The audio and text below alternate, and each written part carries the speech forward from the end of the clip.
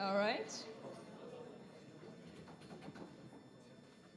Okay, greetings to you all and welcome to this semester's MPD Design Fair. It's heartwarming to see familiar faces, trusted partners, and also new friends. If this is your first time at CDTM, welcome. All right, to all of you who are not very familiar with CDTM, CDTM is a joint institution between TUM and LMU, and we offer a degree, an honors degree, in technology, innovation, and management. And every semester, we are privileged to welcome outstanding students from diverse backgrounds, all of whom are geared up to become the innovators of tomorrow. After 12 weeks of dedication and hard work, our teams are excited to present to you the projects that have come out of the MPD course. So this semester, we have actually 3 amazing teams working on projects that tackle unique and exciting challenges. And together with their project partners, they have embarked on a transformative journey of innovation. The teams received guidance from a lot of expert lecturers and guests in things like product sizing, business modeling, prototyping, and storytelling. However, the essence of MPD lies in problem solving. This includes empathizing, iterating, and finding solutions to real-world problems. And so for today, we are very proud to announce our 3 teams, and they will be each of them presenting their pitches tonight. And after the teams that are done presenting, feel free, please, to ask your questions. And even if you do not get to ask your questions directly after the presentation, do not worry. You can always join the teams at their booths that are outside, and you can discuss their projects with them over some finger food and drinks.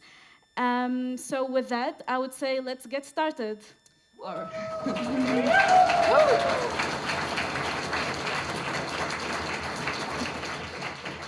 Okay, so the first team up is Team Senna AI. They're on a mission to transform the medical field by simplifying patient lab data and make it easier for doctors to communicate with patients. First up, we want to invite Vlad Lada from Avi Medical, who they have partnered with for this project, to say a few words. Vlad, if you wouldn't mind coming to the stage.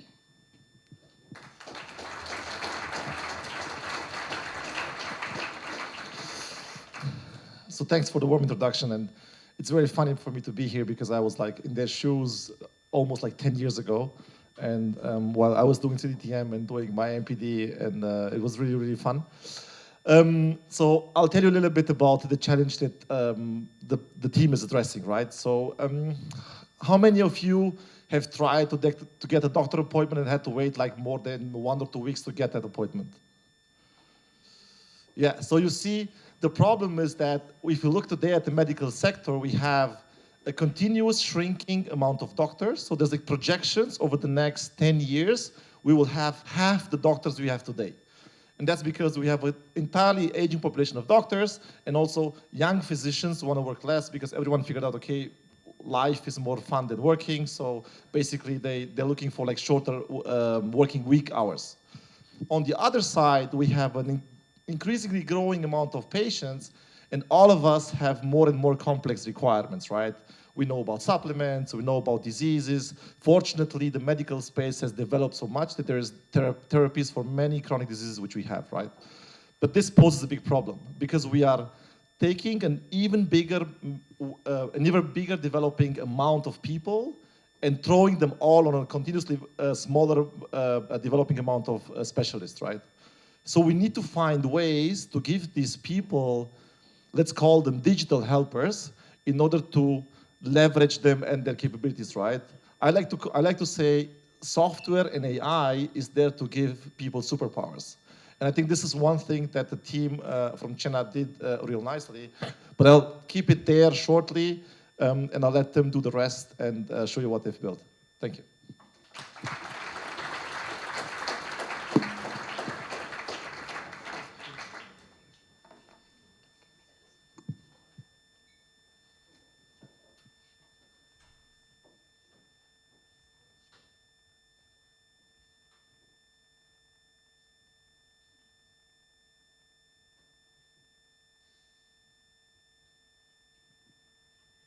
As we've just heard, in primary care, time is of the essence. Doctors do not have enough time to get to all the patients, leading to long wait times for appointments and unhappy patients. But doctors already work hours that are too long and too stressful. So the solution can't be to add to their workday. We have to rethink how doctors use their time and the type of appointments they take. The average appointment duration in primary care is 10 minutes. This presentation will be 10 minutes.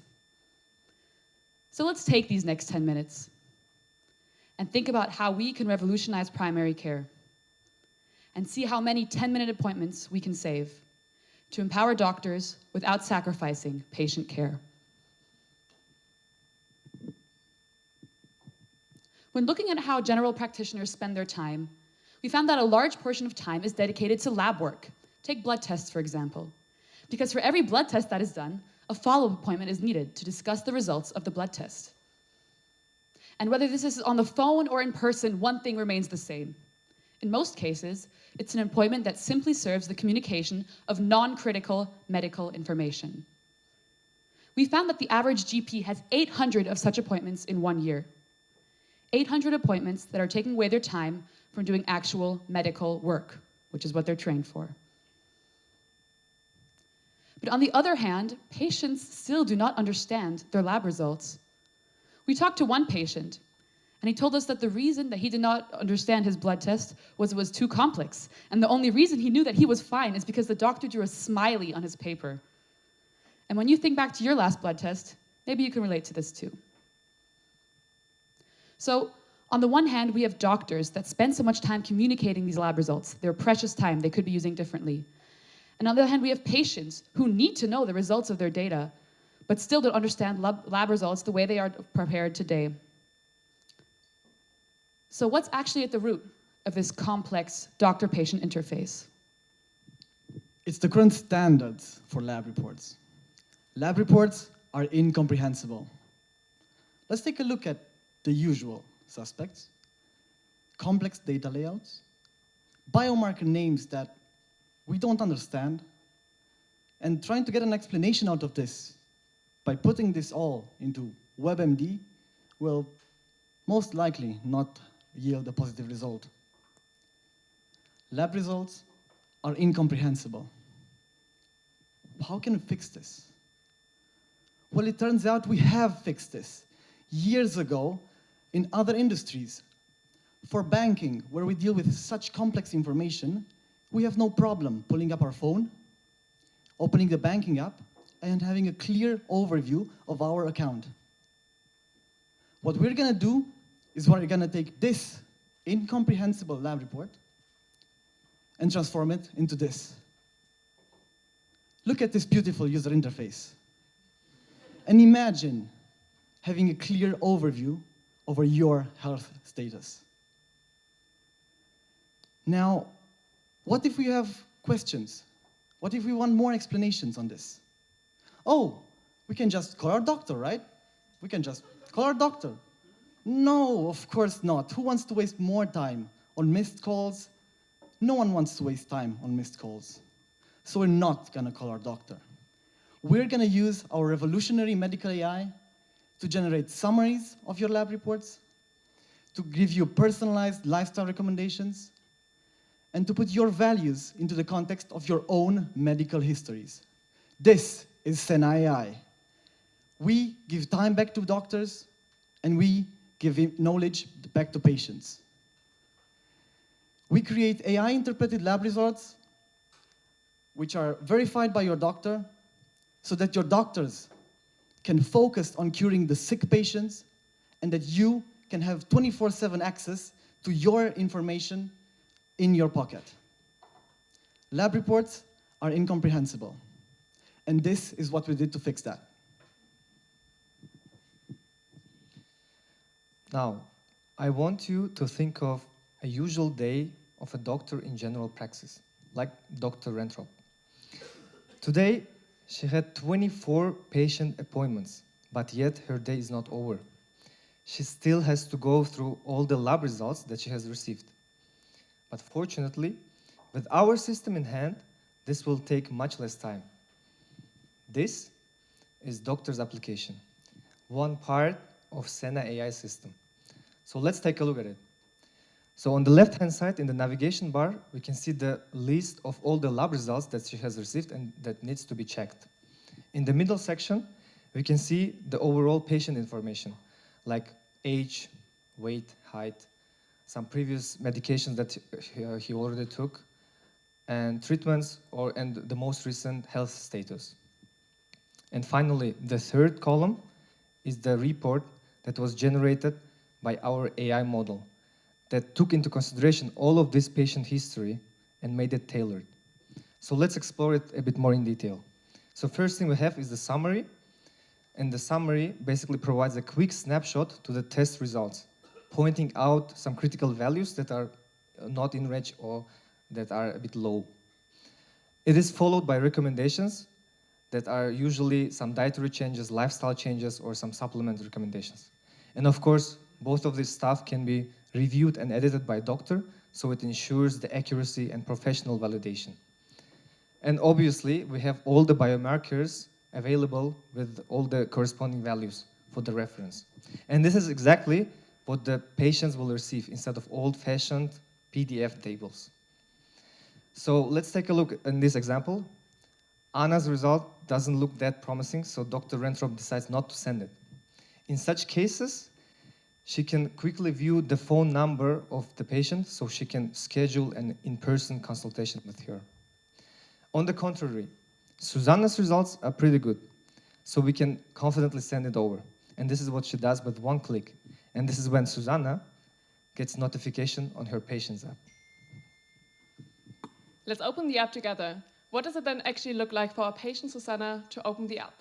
Well, first of all, she will see this beautiful overview of all of the blood tests that she has been done in the past. Let's open one of her most recent blood tests together. First of all, she will see directly how many of the biomarkers fall within the healthy range and how many don't. Below this, based on her medical history on the one hand, taking her anamnesis, diagnosis, and medication, for example, into account, as well as her blood results, she will then get a summary as well as personalized and individual recommendations. Scrolling further down, she can then view all of the biomarkers individually. Let's have a look together at one of the biomarkers that, for our patient Susanna, falls slightly out of range. What about ferritin, for example? I don't know how you are feeling, but our patient Susanna does not quite know what ferritin exactly is or what it does in the body. And therefore, we also included an educational section telling her exactly what ferritin is. Besides the exact value of her ferritin levels, of course, as well as a range description that is also related to her history. But what if our patient Susanna then still has questions? Well, for this case, we have our AI medical expert. And with that, I would just like to give the question to the audience. What question would you like to ask our AI medical expert to get answered on Susanna's blood work? Anyone has a question right now? Yes? So the ferritin levels were low, right? Yes, exactly. Could you ask it how to increase them? Thank you so much for the question. So the question was, how can Susanna increase her ferritin levels? And Susanna, our patient, would just directly type it in and get the answer within seconds, based on her medical history, without having to wait for the doctor to call her back or for an appointment to be made. And just in case that at any point the lights go off, then our app is also available in dark mode.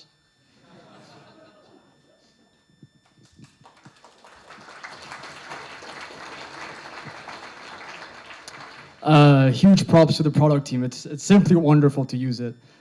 I still think we have an open question, right? How can we help doctors, but also make this financially viable? How can we make a sustainable business out of this? Well, I have to give you a little bit of context. There's a number that we've mentioned before, 800. 800 follow-up appointments that are avoidable every year. But this 800, what does it look at the unit? What does one appointment that can be avoided look for doctors? To explain that, let me explain how it works. New patients can be charged 80 euros for a new appointment. However, every follow-up appointment has a €0 value for doctors. They can't charge for it. So for every follow-up appointment that could be avoided, that's an opportunity cost of 80 euros. 80 euros that we help them save. 80 euros that could help them improve their practice. But we don't only do that, right? We help them treat more patients. And we help them reduce errors. We help them reduce stress. But most importantly, we help them increase the quality of care, our most important metric. What could we charge for a product like this that helps them reduce appointments that are necessary, that it gives them these benefits? Well, we're happy to say that for Dr. Rentrop and her colleagues, we'll be able to charge 15 euros only for every smart report. And for patients, well, that's absolutely for free. We'll be giving to every patient that has an access to this for free for €0 a dollar, for €0 a report, which is something unlike any other blood test startup in Germany. However, is this a problem worth tackling? Let's put things into reference.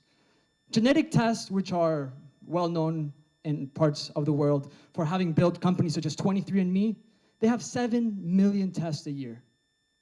Not bad. It's a good start. Pap smears, sorry for the pronunciation, which are ubiquitous with women, have 22 million tests per year. Imaging tests, which we're talking about X-rays, imaging scans, or any other CT scans, are up to $200 million a year. But what about blood tests? We can estimate that there are over 700 million blood tests every year, making this a pillar not only of European health, but one of the most exciting opportunities we can try to tackle. At the end of the day, it's not a question of if, it's rather a question of when. So let's think about what we would need to answer that question of when to tackle this problem. Let's think about what we would need for a product like Senna AI to be successful. Well, we would need governmental support for digital health, and we would need the appropriate regulation in place for digital health. We would need an increased demand for preventive health care and a higher demand for primary care in general, for example, through an elderly population. And we would need AI that's advanced enough to be used safely and reliably in the medical field. So you tell me, when would be the right time for a product like Senna AI?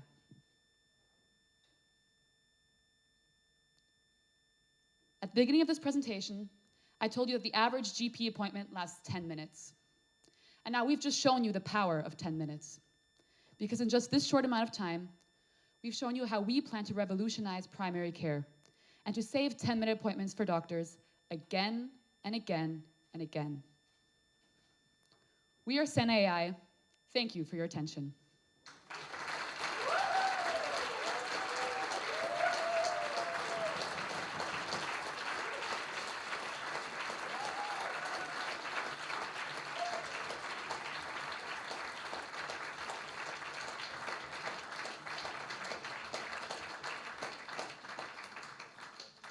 And now we're happy to take any questions.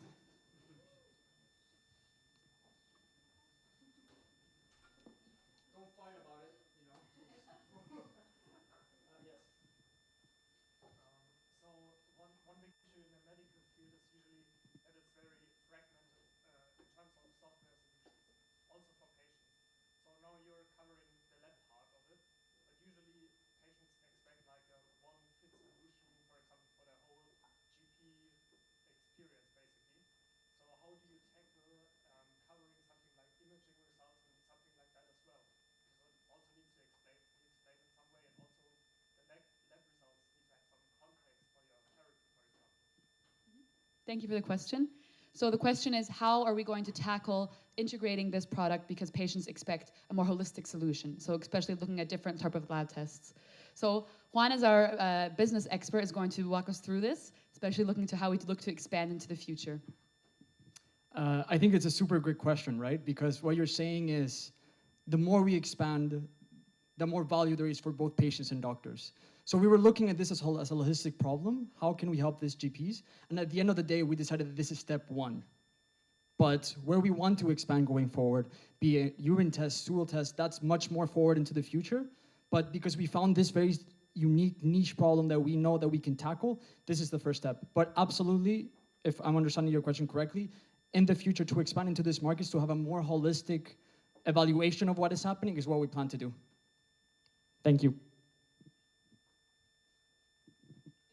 Any more questions?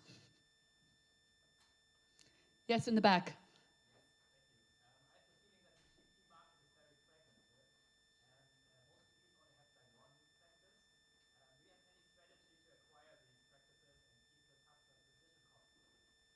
Yeah. So the question is how we plan to acquire GP practices to work with us. And so this is a business question again, so I'm going to hand it over to our business expert once more on how we're going to acquire our customers. Thank you very much for that question. At the end of the day, it's all about a go-to-market, right? And it's about leveraging what's existing there in order to be able to expand as fast as possible. So we wouldn't first start with individual GPs, but rather with partnerships and other types of online material. So for example, what is a large, let's say, network of GPs in Germany? Abi Medical. So that was, for example, one way of tackling one company or one representative and looking at a lot of them. There are similar partnerships and networks of GPs in Germany, which would help us expand throughout the network much faster than just going from an individual to an individual. Does that make sense? Thank you. Yes, here in the front.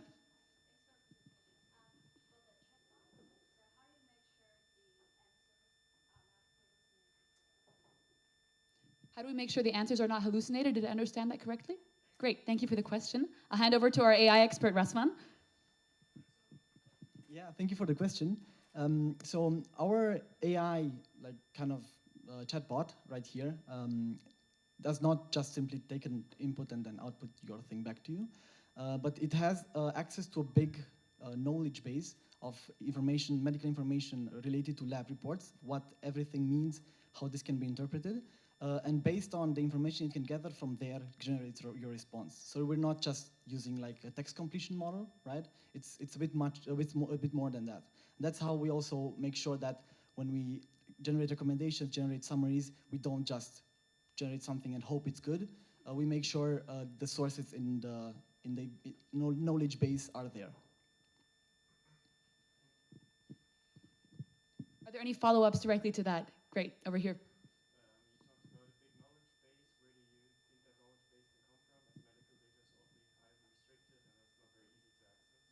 Yeah, for sure.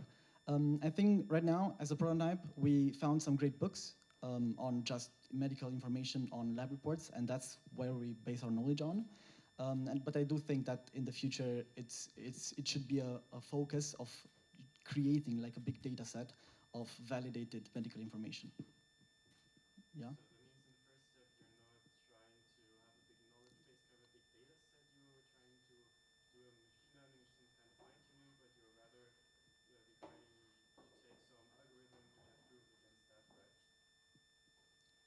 I'm not sure I get your question. You said now that you have some books and that there's data in there, so what you're talking about is proving it against some algorithm and not against a data set at the beginning, right? So basically, it is an AI algorithm, right? Which basically gets data from gets information, most relevant information out of this huge amount of data, medical data, and then displays it to you in a way that you can understand it, right? Then, yeah, the next step would then be to kind of verify the accuracy of this with an algorithm which just does this, right? Sees how good this is and improve it based on those results. Are these also questions directly about AI or privacy concerns? Yes, here. I was wondering which language model your chatbot is running on, since it already affects costs heavily depending on the model. Yes. So the language we're using GPT-4, the preview version, which is very good at function calling, I think. Yeah. And we have costs already generated. So when we're generating a lab report, the costs are around 40 cents per lab report. And then for the chatbot, it's quite low. How many tokens does one lab report require? I don't think I have the number exactly right now, but in costs, translated in costs from GPT-4, it's about 40 cents. Is this also AI related? It's AI related, Yeah. So you're extracting data from these lab reports, which are in different formats with SQLite, and this number that you extract must be correct. So then 99% must be correct in 100% of cases. Absolutely. How will you convince your customers and maybe legitimate yourself that this number is correct in 100% of cases? So the numbers that we extract from the lab reports is not like with like a language AI or something. We just do parsing of information, so that's 100% correct, kind of. The information is stored digitally right now also on some practice systems. Lab, yeah, exactly, and we basically take that information, parse it into our system, and then use that data to kind of generate responses. But the information that we parse from the PDF is 100% accurate, because we don't do any sort of deterministic algorithm on it. Or, yeah. I think we have time for one last question, right? All right, thank you. As I think about all the people in my family or my neighbors, or let's say, for example, my grandmother, that used to go to the doctor more often than younger people, and as you said, the population is getting very older. And as I think about my grandmother, she has several health problems, but she loves going to the doctor because of the personal touch, and it's very important for her to discuss all that stuff in person. And if I would convince her in an application, and from now on you see all your test results in an application, she wouldn't be happy about that at all. How do you think about this issue?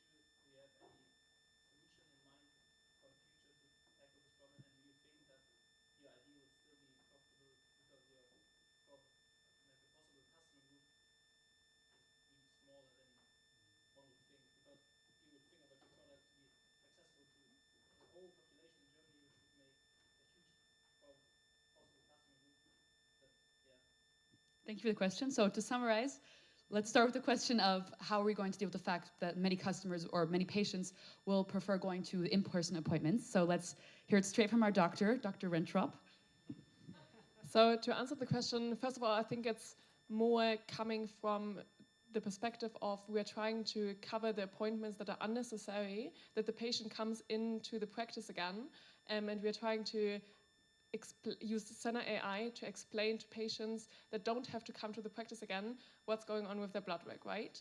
And the patients that actually do have to come back to the practice, we don't want to keep them away from the practice if there's really something urgent that is to discuss. For example, this is exactly why in the doctor-facing app, we included also the function that the doctor can directly call the patient or ask them to make an appointment. So somebody with, for example, diabetes or a certain disease, if the blood result is then not looking that good and cannot be sent to the patient without having the patient worrying to an extreme amount, then this patient would directly come back to the practice.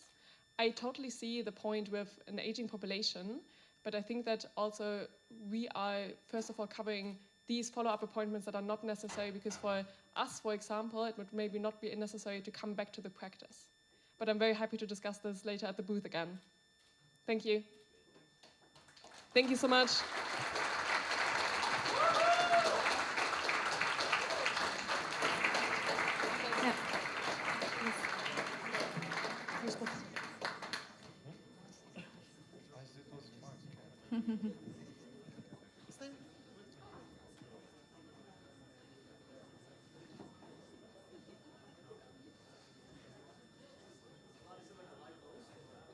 No, no worries. Okay, so thank you all for the attention, but like most of all, I want to say a big thanks to the team. It was really a pleasure working with you. I saw a lot of myself when I was at CDTM in you guys, and I think it's really just like how you went after this, and I really love the presentation and like really nice touch with the dark mode. I really like that. So I think it's an incredibly important problem to solve. And I think what some of the questions that we asked, I think we are still a little bit, we're not understanding the reality of the luxury that we don't have anymore. All of these things that people can go to the practices is a thing that exists today, but will not exist in 5 years anymore because these availabilities they're not anymore, right? I think this is a true thing that how you can help people. So it's really nice. You made it really nice, and thanks for the effort. And yeah, let's see what we can do with this thing. The next steps. It's really cool. Thanks.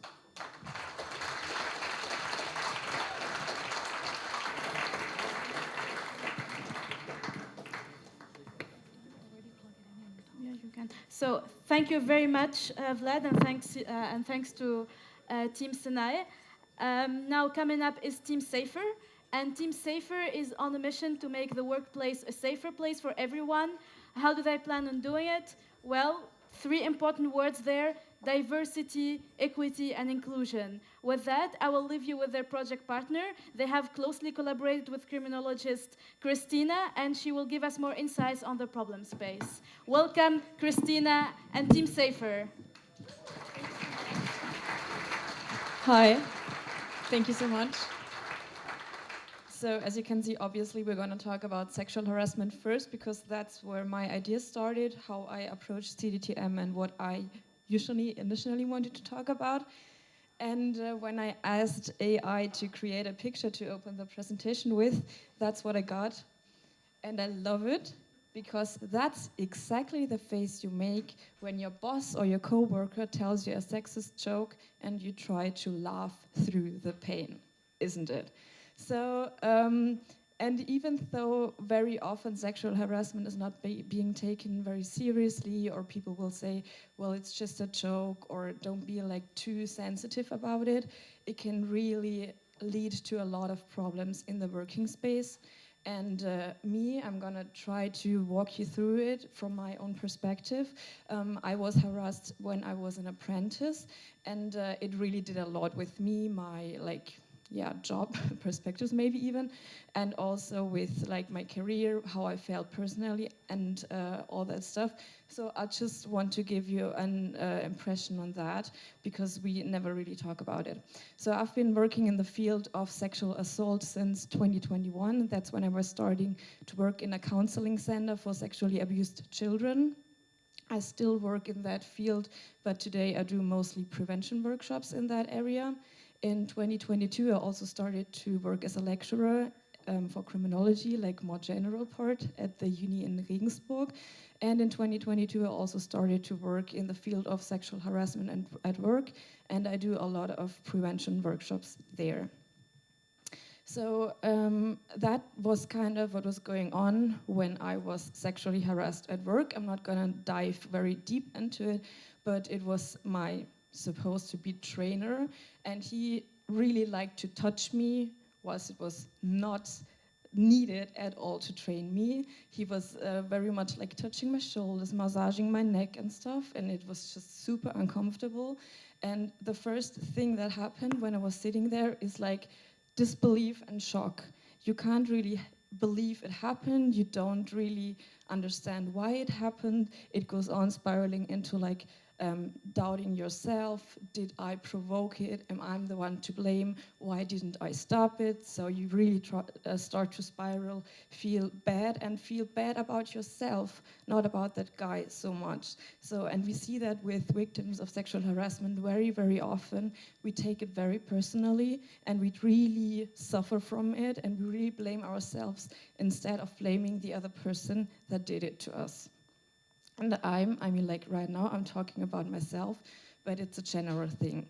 As a criminologist, I also do study on sexual assault or violence against women, and we see that again and again, that are exactly the thoughts and the emotions that people will go through in the working space or any other field of sexual harassment.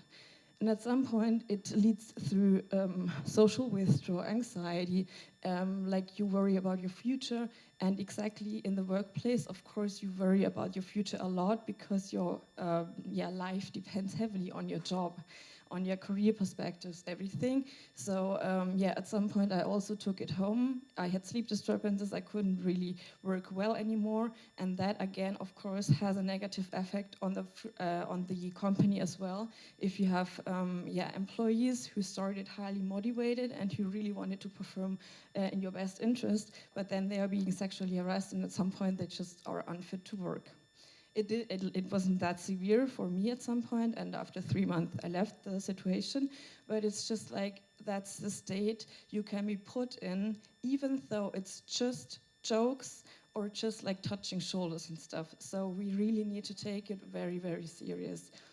And talking about numbers, we know that about 90% of the cases are not being reported, and people that are being sexually assaulted in the workplace, they would rather leave the job then report it. And usually the ones who are actually to blame, the one who assault people, are the ones staying on their jobs, while the victims, which are usually like younger people, young talents maybe even, they are leaving the company, which is a huge loss, of course, for the company as well. And we know that within the last 3 years, 13% of women have been sexually harassed in the workplace. So what would have helped me? Knowledge. Knowledge about what is sexually harassment at work, where does it start, is what I am experiencing, because it was just my shoulders, right? Is it really sexually harassment? Can I take in, like, is it being taken seriously? Who can help me? Is there any, like, help system in Germany, generally speaking, within my company? Who can I turn to? Like, what can I do about it? And also, what are the consequences for him? Because back then, I did not want him to be fired, and I was very naive, knowing what I know today. And I thought if I would speak up, he would be fired, and I didn't want to do that. So it's really important to know about the situation, about your own rights, and about like what you can do or how you can be helped. And that's what I'm trying right now when doing the workshops I do. And I can, of course, tell people a lot about what is sexual harassment, and I can give them a lot on information about like which helplines are there in general or like within the companies. I can also teach them about the consequences, like it's not always about the other person being fired. And I really try to give them a lot of knowledge which can help them, but as you can see, there's always a gap. And the gap for like the first part of was it really sexual harassment is like you want to be reassured.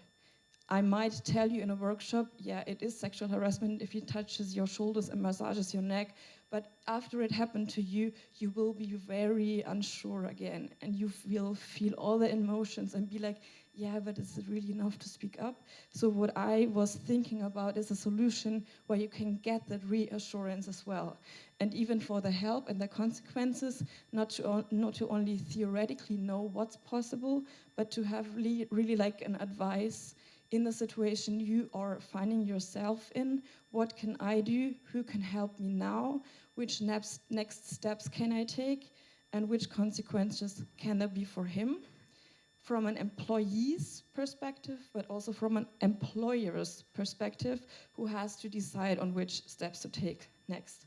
So that's kind of how I approach CDTM. I wanted to have all in one solution where you do all the prevention work, all the intervention work, and so far I am still a one-woman show. I wanted to think it on another level, on a digital level, to like address many people, help many companies at the same time. And I'm very proud and happy to present or like show you what they are. I'm sorry. Okay, I'm very happy to show you their presentation, whatever, I'm sorry.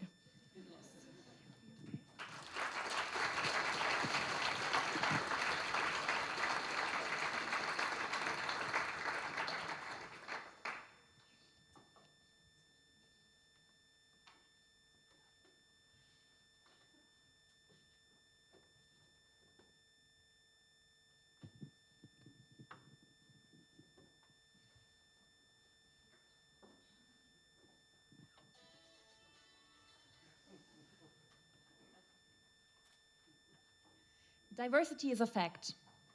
Our society is full of different religions, different cultures, different backgrounds. And to be honest, I think today's audience is a pretty good proof for that. We all are different, we all are individual, we have our own stories, our histories, our backgrounds, and I think that's beautiful. Still, this is just one side of the medal. Because when we're taking a look at workplaces in Germany, reality looks a bit different. 31% of all employees in Germany have already felt discrimination in the workplace. And if we take a look at sexual harassment, it's getting even worse. Take a look at your left and your right, because statistically, every second person in this room will once be a victim of sexual harassment in the workplace. And as if this were not bad enough, it's getting even worse. because more than 90% of all the victims, they would rather quit their job than speaking up, raising their voice, and reporting a case. And this is really sad. Yes, diversity is a fact, but that's not enough. Diversity itself doesn't make society better. What is missing is inclusion. Inclusion to embrace diversity and enable it. And inclusion opposed to diversity, this is not a fact. Diversity is a fact, but inclusion is an action and an ongoing one, and we have to work on it again and again. And this work can be quite rewarding because there's a lot of potential there, and we can actually quantify that. In Germany, there's a potential of 100 billion euros that could be unlocked by fostering diversity, equity, and inclusion in the workplace. So there is one question. Why are we not there yet? What are we lacking? What is still missing? Yes, Lena, a very good question indeed. With all these pains and so much more to gain, why aren't companies doing better at this? Well, we went out there to find out. We were interviewing a lot of companies, and one issue that we found over and over again. Actually, I want to talk to you about one of the interviews that I had, because it was really representative of what's going on in mid-sized corporations in Germany right now. So I was talking to this woman. She works in HR at a company with 400 employees. Her main job is recruiting. But since half a year, she's also supposed to be the head of sustainability, and now she's also supposed to be the head of diversity management. And I can tell you, this woman, usually she's really crafty when it comes to developing software in-house. And I can also tell you that she really does truly and deeply care about the topic of diversity management. But I think it is quite evident that she just does not have the capacity. So how can we help? Well, actually we have identified 4 needs. First and foremost is training on DEI. So they want to educate themselves on what initiatives they can take at their company, and they want to educate also all the employees at the company. Number 2 is that they want to create a platform for their employees where they can report misconduct that they trust. Number 3 is to measure diversity at the firm so that they can report it to top management. And lastly, they want to showcase their efforts, both internally and externally, to attract diverse talent. And above all, it needs to be easy and convenient. Well, if we look at the market right now, we can see that it's actually incredibly fragmented. And it really isn't easy or convenient. So this is where we come in. We actually innovate and conglomerate all of these 4 things into just one single platform, making it easy and convenient. So this is us. This is Safer. We enable diversity management, even if you don't have the resources. So let's showcase our platform Safer in the course of a real-life scenario. Put yourself in the shoes of Jasmine. She's a hardware developer at Novatech. In this role, she is responsible for installing and maintaining components at customer sites. And unfortunately, this is also where she had to experience discrimination and sexual harassment firsthand. When she was installing the components at the customer site, site manager Peter had to supervise her. And while doing so, he did not only stand unnecessarily close, watching her from the back, he also put his hand on her shoulder and commenting that it's important men have a close eye on women doing electrical stuff just to ensure everything goes right, you know. Not only did she feel extremely uncomfortable in the situation, she was also confused what was actually going on and felt degraded in her competence. She left the customer side feeling extremely restless, and even though she would have wanted to do something about the situation, she did not know whom to talk to or what she could actually do about the situation. And this is not a single case. Not a single one of the users we talked to knew about whom to talk to or what to actually do about in case they would experience or observe a case of DEI misconduct. And this is one of the key reasons why over 90% of people would rather quit their jobs than speaking up. Now, imagine Novatech would have saved her. What would Jasmine do then? She would open the platform to see what she can actually do in her situation. And on the one hand, she could educate herself about the topic of DEI, learning about what diversity, equity, and inclusion actually mean, and how she or co-workers or third parties could foster it in the workplace. Nice for prevention, but not what she needs right now. So she looks into her option to anonymously report her case. Even though the reporting form really gives her clarity on which information would be needed if she decided to report, for now, she's still unsure whether this is the right option for her. So she decides to get advice first.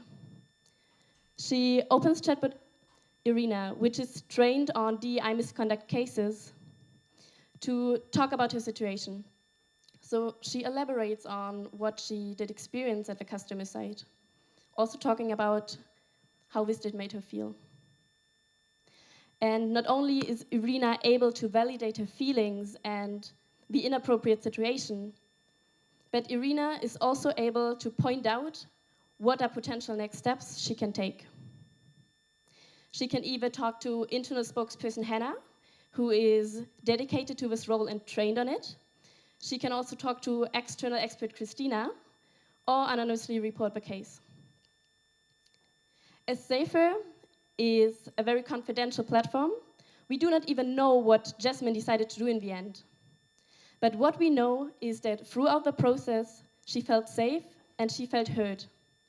And she was empowered to act on what happened to her in the option she feels comfortable with.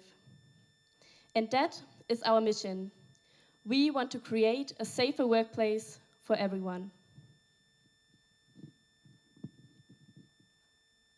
So we've talked about our product, but a product is kind of useless unless we can get it to the user and actually create value for them.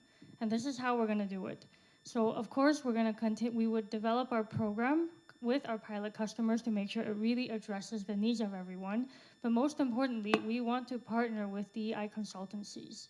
We want to become their tech enablement, the technology enablement in their holistic strategy, which they provide to companies who are asking for their services. Studies have shown that companies who are already aware that they need to increase their DEI initiatives and also place these initiatives at a top-level strategy, they are more successful in improving the workplace and making it inclusive. And it is exactly these clients that we want to tap into because they already want to change, and it is more likely that we would have an impact in these companies. And of course, with these clients, we would then roll out from Germany eventually to the entire EU. And you might ask, how can we sustain our activities? This brings me to our pricing model. All of our clients would be on an annual subscription model where they would have access to our platform. This means they can have access to training, they can have access to a reporting platform. Their employees will also have access to Irina, the reassurance chatbot. And in addition to that, we want to make sure the companies are equipped to actually handle such situations. And this means either helping them build up a process if they don't already have one, or to train their internal spokesperson in case they do not currently have the knowledge. If our clients choose to have a premium subscription, they will also have access to external DEI experts who can give them advice whenever they need. And in addition, we would provide them with a safer certification, which helps them show their employees as well as external people that they are an inclusive workspace. And as we know that training is really important, we would also provide training on demand depending on the client's needs. So now I want to bring your attention back to our beginning. We said that diversity is a fact. It is, but an inclusion is an action. And what we want to do is to make belonging the outcome. And we want to enable that with Safer, with our platform, to make every employee feel like they belong and to make this a reality for all the companies. We are Safer, this is our team, and we would be very happy to answer all of your questions now. Thank you.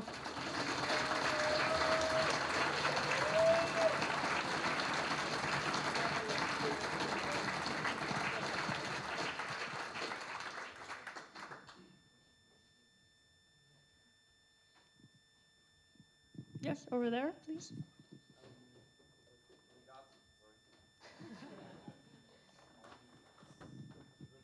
to the chatbots, how did you train the chatbots? So thinking about situations that might occur, they are usually or might be very complex and also super dependent on the culture, the context, the language. How exactly do you ensure that the response from the chatbot is not inappropriate and actually does not misguide the person that is chatting? Okay, this is a really good question. Thank you, and it's something we really discussed for a long time. So we're going to take sexual harassment at work as an example here. It's really important to understand that sexual harassment at work is in the eyes of the victim, which means there is no set guideline on what exactly it is. It's not about touching a certain body place or a kind of joke. It's about how they're feeling. And this is what we want the victims to know, that it's about how they feel. And we were very careful in training the chatbot to say the chatbot cannot give explanations on, yes, this is sexual harassment, or no, it's not. It's about reassuring the victim about their feelings. And on the other hand, it's about telling them what the options are. And the options are specified for every company. They might have a process, and the chatbot is instructed explicitly only to take information from a document that is provided by the company and nothing else. Thank you for the question. Is there anything else anyone else in the audience that may have some questions?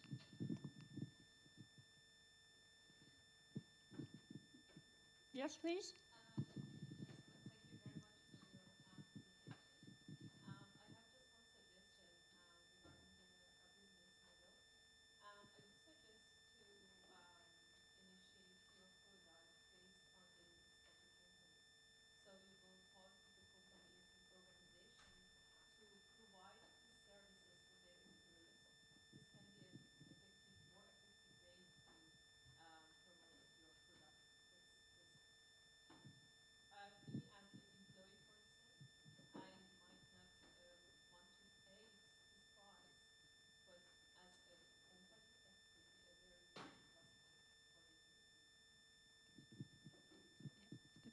Thank you very much for the suggestion. We definitely really appreciate it. And maybe, Anna, you would like to elaborate on it? If I understood you correctly, you would want the employer to pay for the product, right? Yes.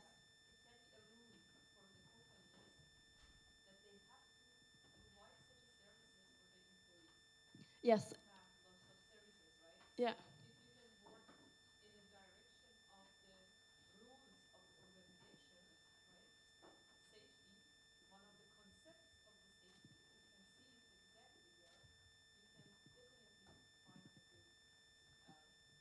Yeah. Totally agree. If I understand it correctly, this is also how we plan to do it, that the company pays for the product, sets up a platform within their company, and makes it accessible for all the employees.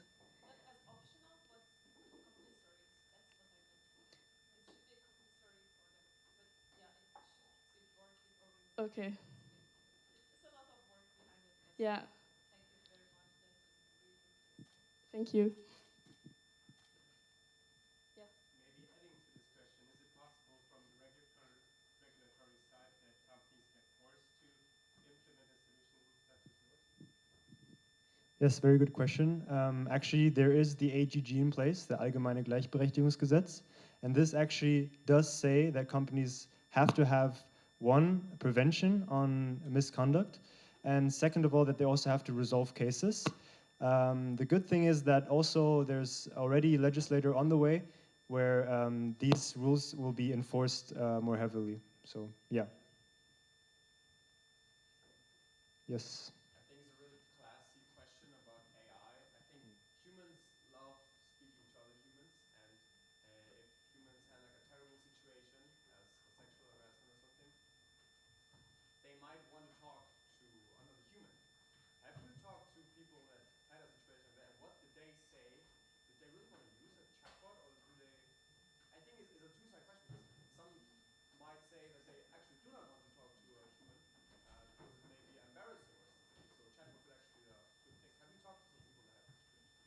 Yes, for sure. So we did do a lot of user interviews, and we have found out that it is exactly as you said. There's definitely people out there, and most of them are, that would rather consult a chatbot that can give them, the anonymity that they require. Yeah.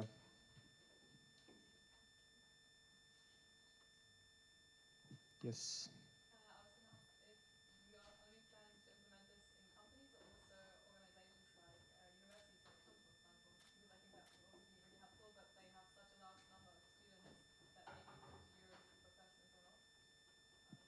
Yeah, good question. So we actually did start out thinking about the corporate world, but you're exactly right. Actually, universities and other institutions have the exact same problem. So yes, we were thinking about expanding it to educational institutions as well. I think we do have time for one more question. All right, if there are no more questions, then I would say thank you, Team Safer. Thank you.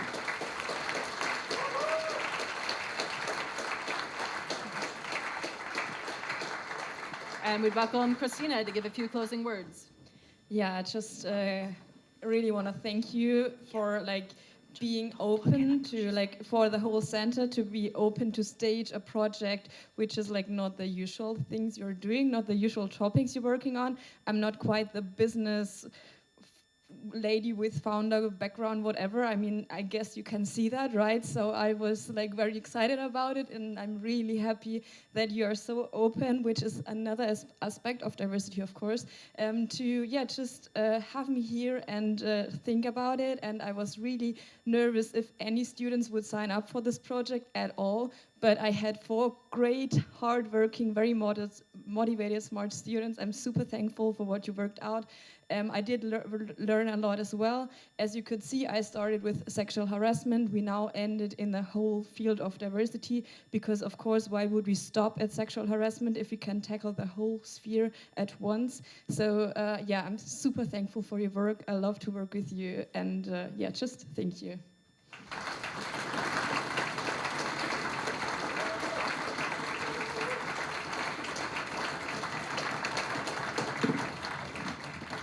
All right, thank you, Christina. So our last team for the night is Team Hape. They are introducing your marketplace for sustainable energy and stable prices. They aim to connect renewable energy producers with SMEs, bringing stability and transparency to the energy market. They paired closely with Power to Nature, so we're excited to welcome Alex Steiniger from Power to Nature to briefly talk to us about the organization. Hi, guys. Hi guys, does it work?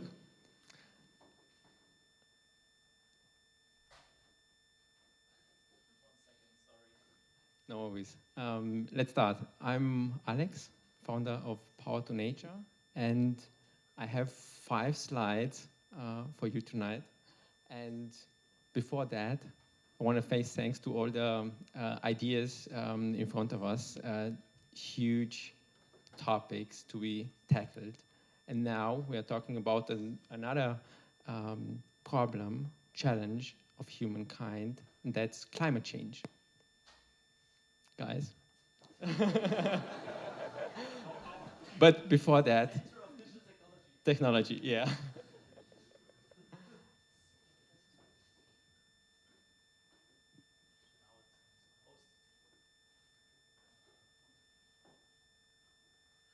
Voila. Thank you so much. We at Power to Nature believe that we can tackle climate change, one of the biggest current challenges of humankind. And we focus on renewable energies as a solution. We see on the left-hand side the development of solar PV in the last 20 years in Germany. Definitely too slow. And this development followed that we now have a huge dependency of energy imports. That's the reason we have the energy crisis. And bringing the goals of global warming in far reach.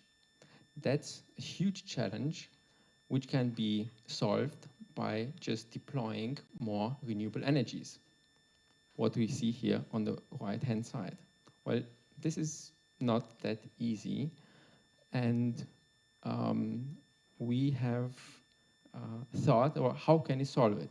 Well, we have a focus on B2B solar PV, and with 16 employees, more than 20 years experience, we managed to build up more than 200 projects, 25 partnerships with communes, and have a goal of supplying more than 10 million households with clean electricity.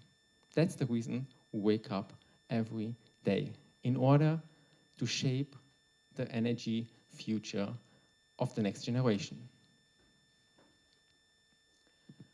Well, why B2B? You see on the left-hand side the input of one working team of skilled workers in Germany of 1 week. In the residential space, they get 20 kilowatt peak on a home. In the commercial and industrial space, more than 500. And the ground-mounted systems, more than 5,000 kilowatt peak.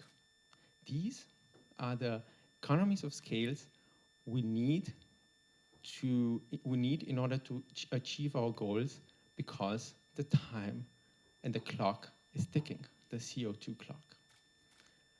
Well, the entry levels, the entry barriers for these large and utility scale projects are very high, because this is a sophisticated and regulatory topic.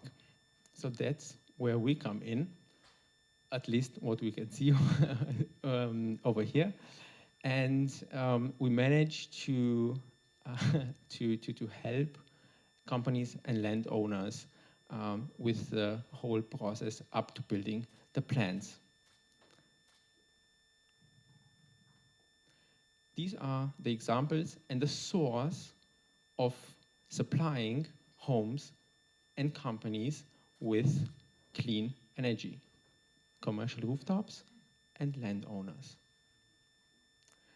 The market in Germany, it's a multi-billion market with the potential to rise. So the growth is given by the law, even by the law, in order to achieve the goals, the climate change goals which we have. So this is what we do right now with Power to Nature. And now we ask ourselves, what's next? How can we decrease the hurdles in order to enter this B2B market even more? And how can we make an even more impact? The answer is a digital product, and that's the point in time when we talked to you guys. So please give me a big applause for Max, Matteo, Tommy, and Jari.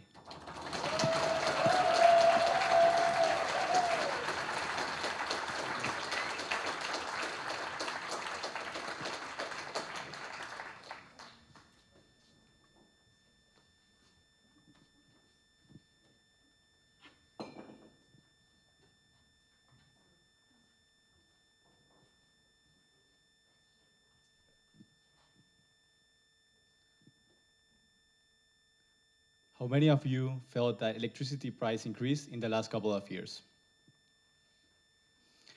Yeah, what I expected. So same as you felt it, we also felt it. But you know who felt it even worse? Your local baker.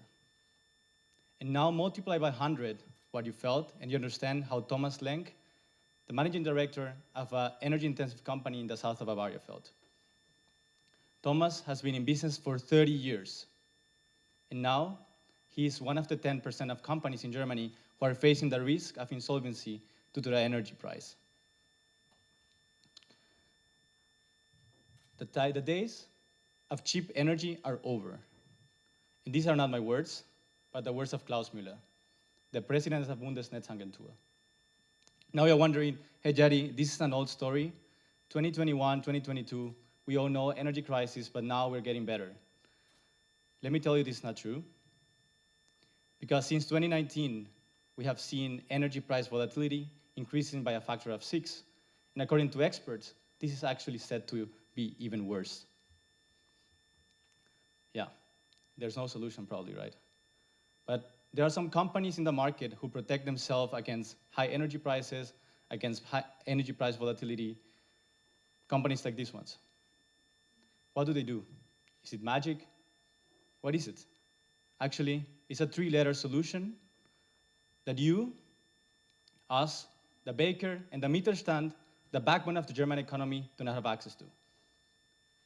Power purchase agreements. But now you're wondering, what is this elegant solution we're discussing today?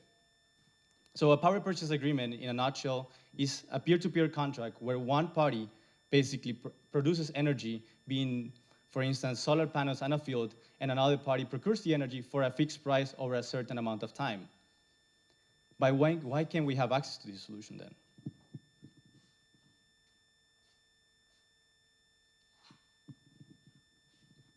Here I have a power purchase agreement. 66 pages of document, and I will tell you why we don't have access to this.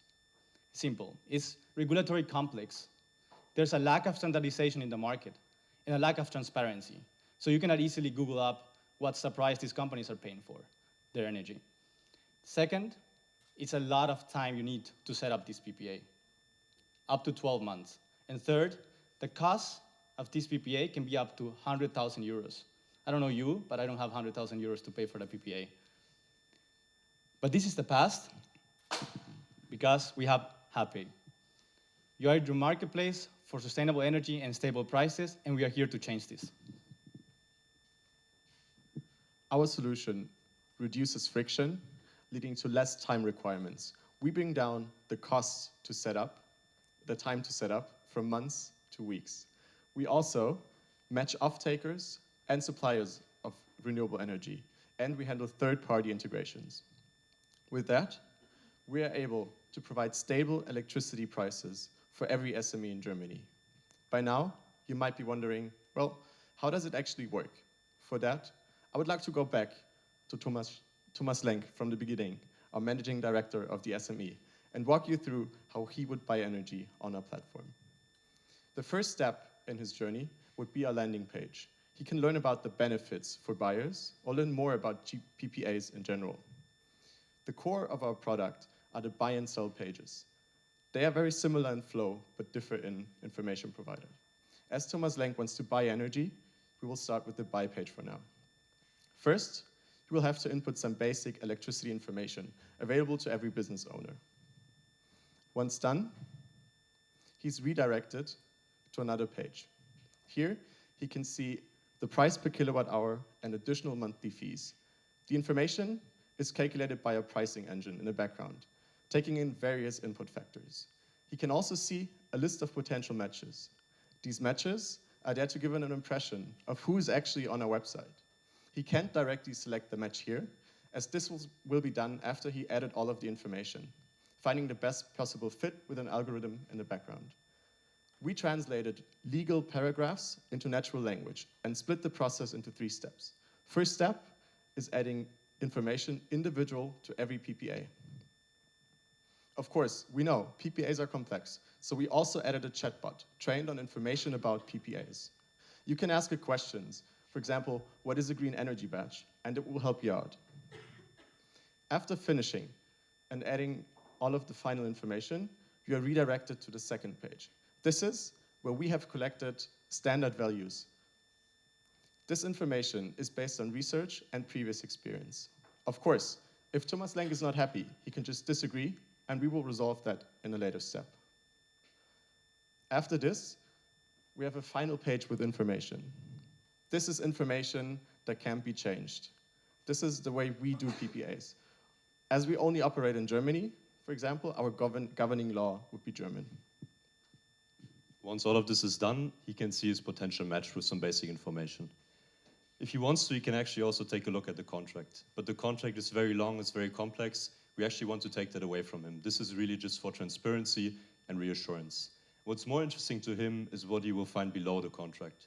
So below the contract, he will see where he and the other party actually still disagree. So those are the steps that need to be resolved, and this is the discussion point in the end.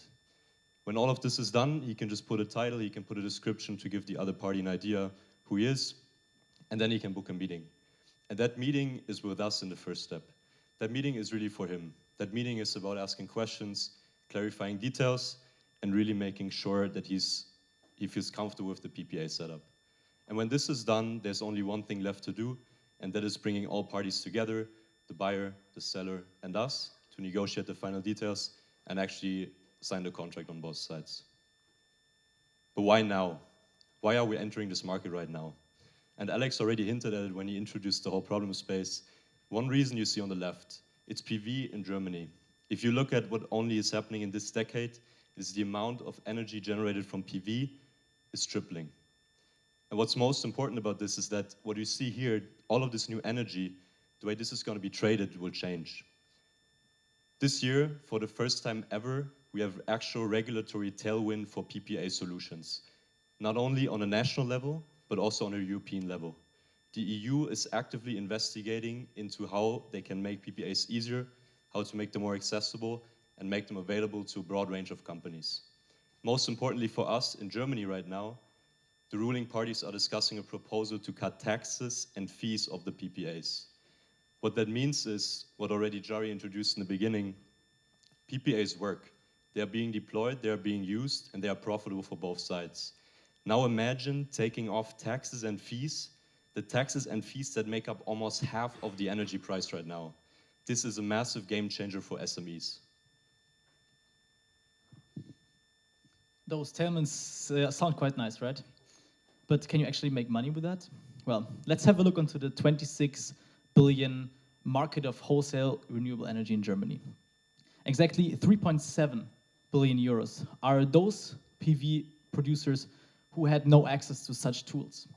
And we want to service them. We want to give them the tool set that only the big ones had so far. And with that, we already have a revenue potential of over 40 million. And that number is quite big. But if we look into the future, this market is just destined to grow by 18% every year. And this is only in Germany. Until 2030, when we just zoom out until the European market, which is quite similar and quite connected to Germany, this market will be over 130 billion euro. And now you might ask, hey, this is humongous. Why is there no one doing that? Well, first of all, PPAs aren't something that has been invented 50, 60 years ago. That's something new that people actually and companies use that. And there are some offerings from companies in the niche market for extremely large PPAs, and some startups that have been recently funded, like Real Energy, for example. They try to embed something like a PPA into their offering. But there's no one who wants to make this toolset open and available for everyone. And that's why we are here. And the good thing is that when to start the whole thing, we first need to only set up the tech stack of the seller, of the producer of energy. And after we have done that, the whole process can just start. Both sides need to pay a half cent on our platform to make that thing possible. Because in the background, many things are happening to make the physical delivery of energy possible. And for those companies who are really interested into becoming a forerunner in energy transition, we can help them to optimize their energy procurement and become 100% renewable through PPAs. The best thing is that we already have a few customers, producers, but also SMEs who want to do this with us. And after having done that, we want to replicate that until end of the year with over 50 businesses. And for us, it's not only important to be part of the energy market, we want to shape the market. We want to jump into a few roles to make the physical delivery even better and cut costs for everyone and make a revolution of energy selling happening. And with that, we provide sustainable and stable renewable energy for everyone, not just your local baker and our good friend Thomas Lenk. This is our team. We are not just handsome, we are happy. Thank you.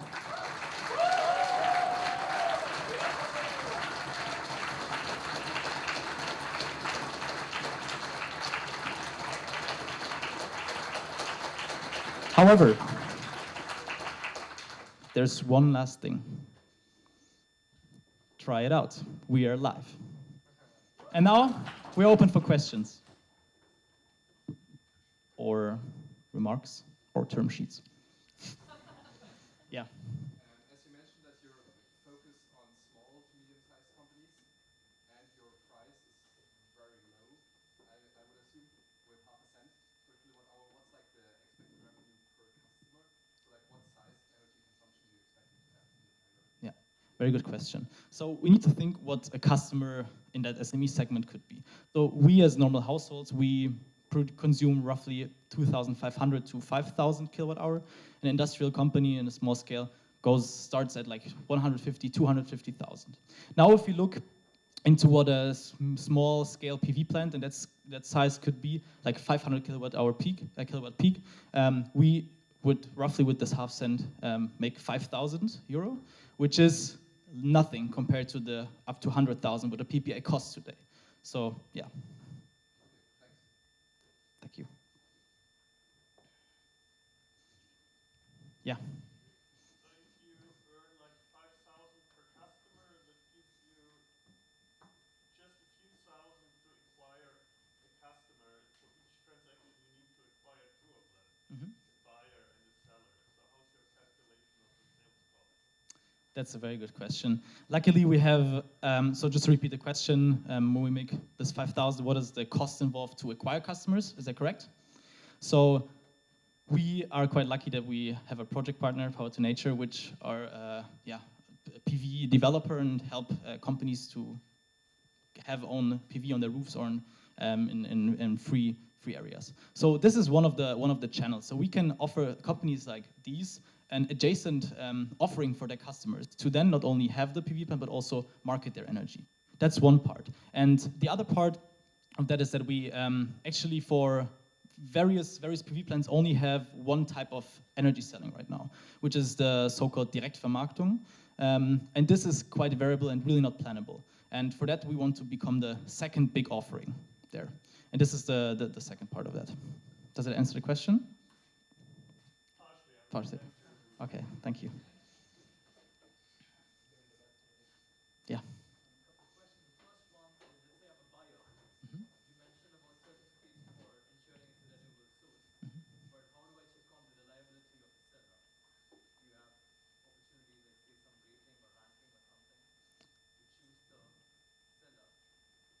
So to choose the seller, we are 100% focusing on renewable energy.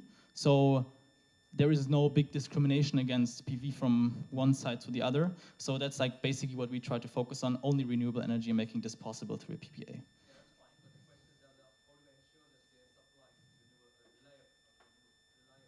Reliable. So that's one of the part of the backbone that needs to happen so that we take care of and not our customers. There are integrations with several parties that are needed to make this delivery possible. And for that, we can ensure that there is constant flow of energy coming. But also, of course, as we in the middle, we take care that both sides, on the one hand side, the seller is reliable and delivers the energy, and also the buyer then takes off the energy.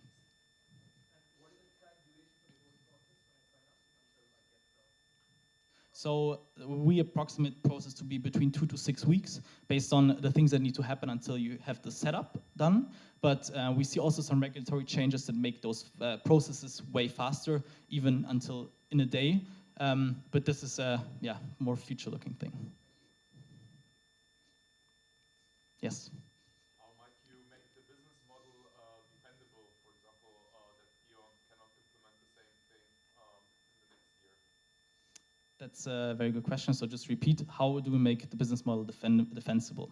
So what the important thing is here to become a trusted party for both. So essentially energy markets, when one goes down the rabbit hole, is quite complex. And there are so many things you need to adhere, so many things you need to take care of to make that possible. And through our first ones and then our multiple projects we want to become the trusted seller in that space and also have the experience at some point to take care of all of the small details that no one really wants to take care of but needs to take care of. And this is more or less the beauty of scale and also like of the digital solutions we want to offer to get the experience and scale that up and then long-term cut the costs for everyone. Yes? What happens very good question. That's very good. So, and that it is the importance and the beauty also for some part of renewable energy, but also a problem. So you have, on the one hand side, that only energy is produced during the day and consumed during the night, for instance, as you just said.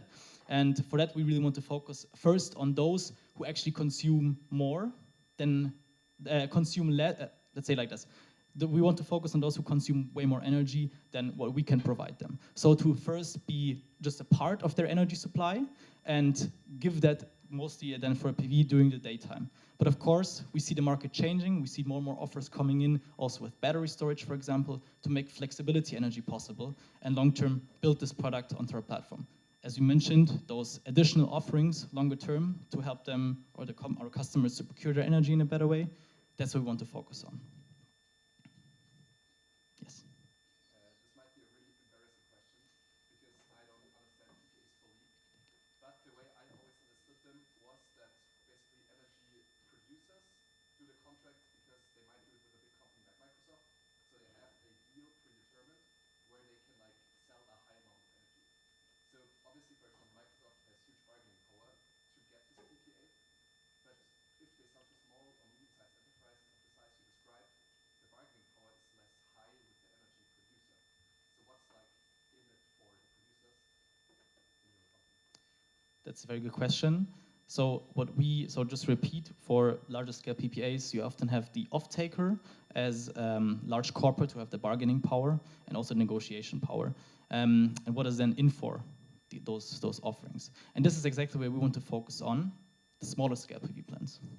And this is exactly those who hadn't had access to this. So this bargaining power of having this customer goes away more or less, and you have a new field of customers who can buy your energy. And this is why our solution is more novel and also gives opens up the market for all participants. So basically, you generate the negotiation power by aggregating potential customers for the, or am I understanding wrong? We want to, on the one hand side, the supply side, make it smaller. So not the very large farms, but the smaller ones that hadn't had access to this, and also open the market for smaller off-takers, like the SMEs, and not the big ones like Apple, Microsoft, who have already access to those contracts. We have time for one more question. Right. Yes. Maybe a follow-up to the last question. So when you think of PPAs, they're very, very long-term contracts, like 10 to 20 years. And if you mention companies like Google and Microsoft, like the difference is, of course, they're way bigger and plannable as in financials. So when you have SMEs, you may have, you may don't know that safe if they're continuing to operate in 10, 20 years. That's of course a bigger risk for the supplier. Is that risk calculated into the price also? Yes, very good question. So the question was about PPAs being very long-term normally, how we want to calculate in the risk that one of the party drops out or facing insolvency, for example. That's a very good question. What our main goal is here, because nowadays you get plenty of offerings, and with like 2 mouse clicks you can get access to energy. You can go to a website and compare also your energy offerings more or less. So today it's not anymore that complex for all the parties to get an idea of where you can get energy. And for that we want to especially make those PPAs possible for shorter periods of time, not 15 years, but also 5 or even 3 years, to guarantee that both sides. Furthermore, there are also offerings that we want to offer as well, in the sense of making insurance possible, so mitigating the risk for both sides there. Thank you.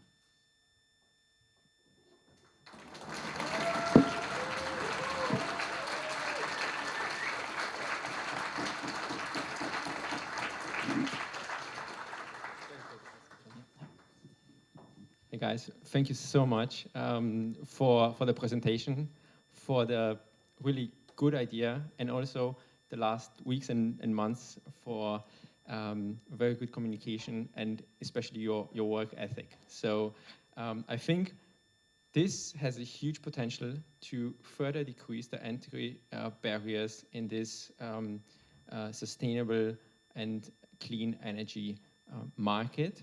And I think the time is now, just like we've seen. And and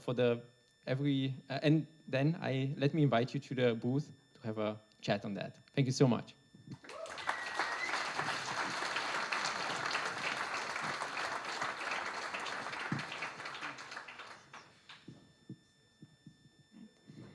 So thank you very much, Team Happy, and thank you, Alex. With this, we're almost at the end of the design fair. Unfortunately, we've seen 3 awesome pitches, very promising products, and if you have more questions, please join the teams in their booths. They will be in the area at the doors behind you. However, before we close the session, I would like to invite my colleague Martin to give us some insights on the offerings we have here at CDTM that are accessible to students that are not officially part of the community. Please welcome Martin. Thank you very much, Serene. I promise I will not keep you long, and I know that I cannot compete with the presentations that you just heard. I want to briefly shed a light on 3 courses that we're going to offer during the next semester and the semester break. And so in case you're students of either TOM or LMU, then this is interesting for you. So the first course that's going to be that I'm going to talk about that we're going to offer is the Digital Changemaker course, where you're going to be able to explore over a 3-month digitization challenge from a German SME. As you already heard during the presentations today, there are many challenges that they face, while you'll also get to delve into the ethical aspects of these challenges or in solutions that you're going to implement. So this is going to be the next summer semester. Then there's going to be the Impact Up course, where you can have, which is a 2-week block course coming up in March, if I'm correct, where we're going to focus on sustainable innovation. So you get 2 weeks within a team to really think of an idea and to work on a sustainable solution. And finally, so the application is basically open right now and until 6th of February. And the final course I want to we'll talk about is the business model prototyping course, which is basically taking the idea of, okay, there's many ideas coming from research and that researchers are currently working on, and how can we actually put them to a market so that you can really build a business model for researchers and putting their ideas out in the world. And this will also be running next summer semester. So if any of those spark you interested, then please feel free to apply and join us in them. And you find more information on the respective websites. And with that, I wish you a good night.